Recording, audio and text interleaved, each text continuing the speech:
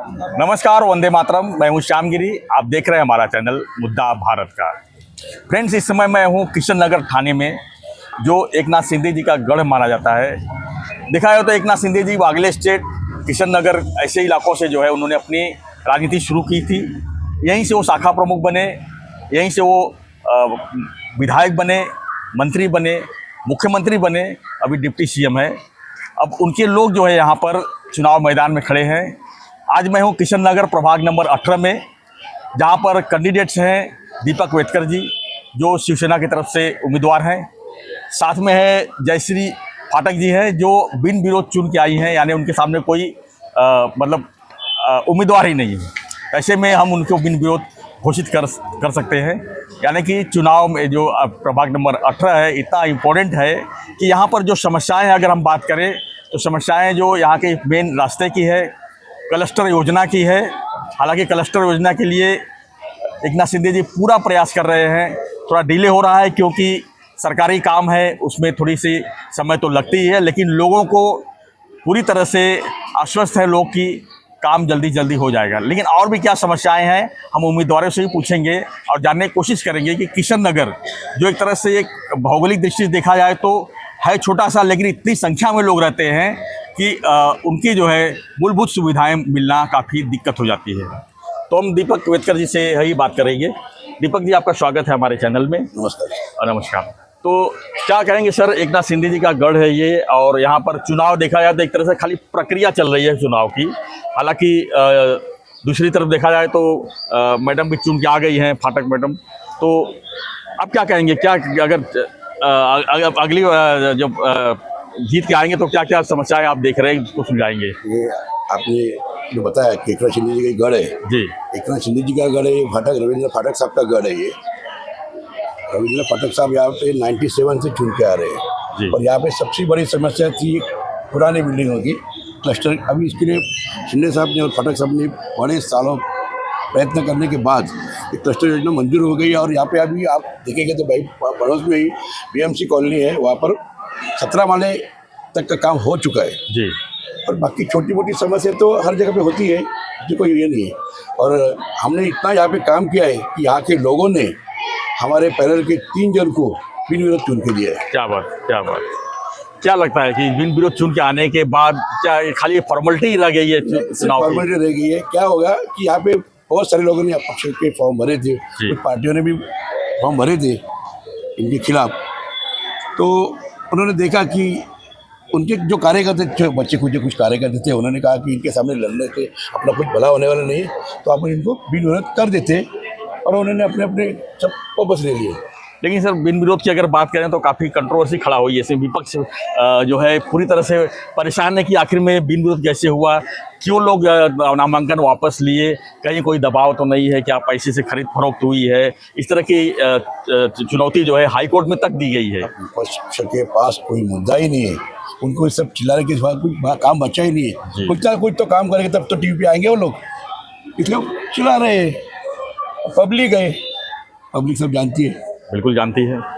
वेदकर जी, देखा जाए तो महानगर पालिका का काम रहता है पानी, रास्ता और गटर, वाटर मीटर गटर। हाँ। ये आपकी भाषा में। तो यहाँ का वाटर गटर मीटर के बारे में आप बताइए, क्या समस्या इसकी है लोगों में? मैं यहाँ से जब से फाटक साहब पहली बार चुन के आए थे 91 से, तब से यहाँ पे उनके साथ काम कर रहा हूँ। यहाँ पर ऐसा कोई समस्या नहीं है। यहाँ के लोगों को 24 घंटा पानी मिलता है और बारिश में यहाँ पे पानी जमता भी नहीं है। जो थोड़ा सा शिवाजी नगर में हुआ करता था, वो भी हमने ये साल में पूरा काम कर दिया है। यहाँ के जो नाले थे उसको चौड़ा कर दिया हमने, कलवट बना दिए।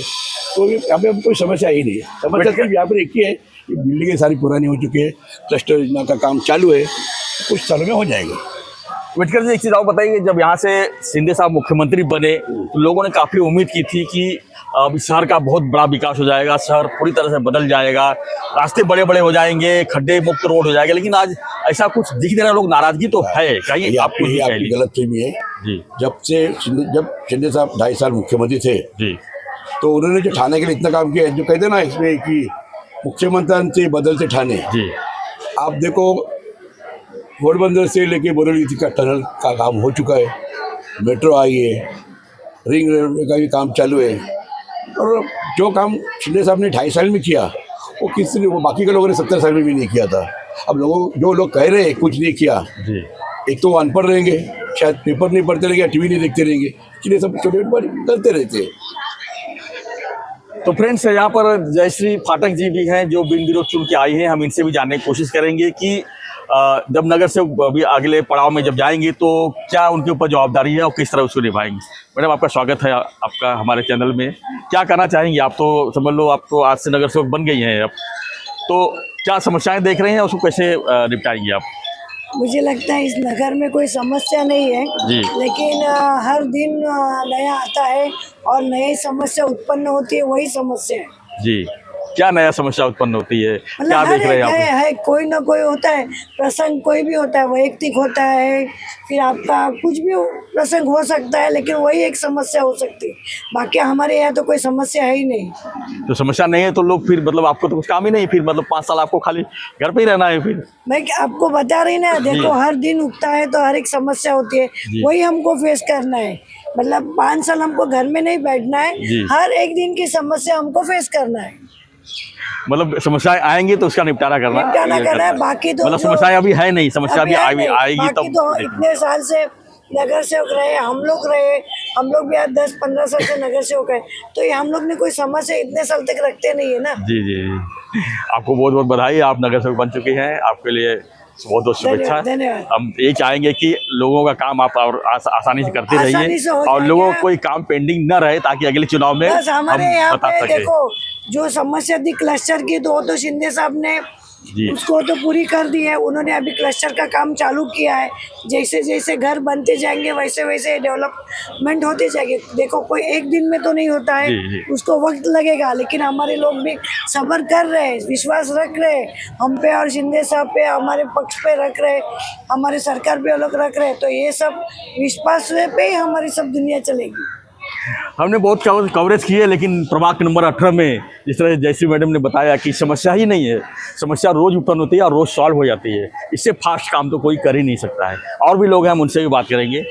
सर आप लोग किसी में कोई है जो कि आप? हमारे यहाँ पे समस्या तो छोड़िए, विरोधक ही नहीं है हमारे यहाँ पे। अगर विरोधक होते तो ये तो तीनों मेरे साथ वाले मेरे सहकारी बिन विरोध चुन के नहीं आते थे।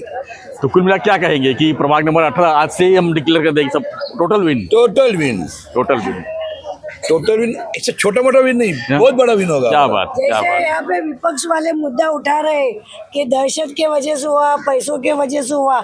अगर ऐसा होता तो हमारा ये उम्मीदवार जीत के नहीं आता। अगर हमारी दहशत होती, हमारा कोई पैसे का खिलवाड़ होता तो हम इसको भी लाते, इसको क्यों रखते? ये विपक्ष वालों की बात है तो बातें चलती रहेगी। धन्यवाद मैडम जी। तो फ्रेंड्स आज देखा मैंने कि लोग मतलब हम लोगों से भी पूछ रहे हैं, कोई बोलने को तैयार नहीं है कि वो किसी का कहना है कि यार समस्या ही नहीं तो हम बताएं क्या, यानी कि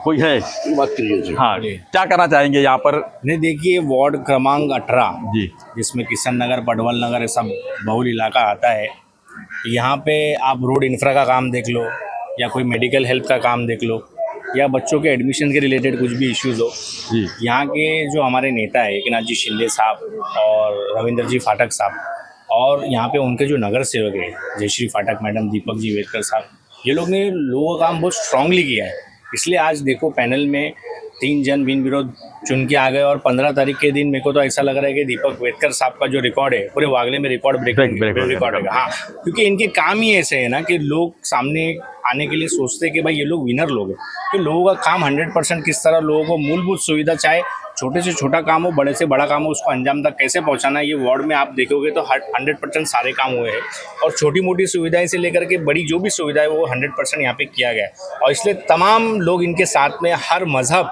हर जाति धर्म के लोग इनके साथ में हमेशा से खड़े रहे और ये साथ हमेशा इसी निभाए रहेंगे हम लोग। जय हिंद, जय हिंद। धन्यवाद।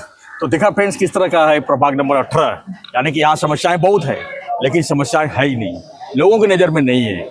लोग यही चाहते हैं कि यही लोग जो उम्मीदवार खड़े हैं शिवसेना के वही चुन के आए, क्योंकि इनके अंदर जो काम करने की क्षमता है वो पूरी तरह से अच्छी तरह से है और जो भी समस्या है वो तुरंत सॉल्व कर देते हैं। तो फ्रेंड्स, हम भी आपसे एक चेतावनी जरूर देंगे कि आप ऐसे ही लोगों को चुनिए जो आप जिसके वो भरोसा करते हैं, क्योंकि ब्रांड तो बहुत आते हैं, बहुत से लोग ब्रांड के ऊपर चुन के आ जाते हैं, लेकिन लोग बाद में दिखाई नहीं देते हैं। लेकिन समस्या का निवारण जो करे वही असली जो है नेता होता है, वही असली नगर सेवक होता है, वही बाद में विधायक भी बनता है। तो हम यही कहेंगे कि आप बारीकी से नज़र रखिए, जो आपके हित में काम करता हो उसी को वोट कीजिए, उसी से चुनिए।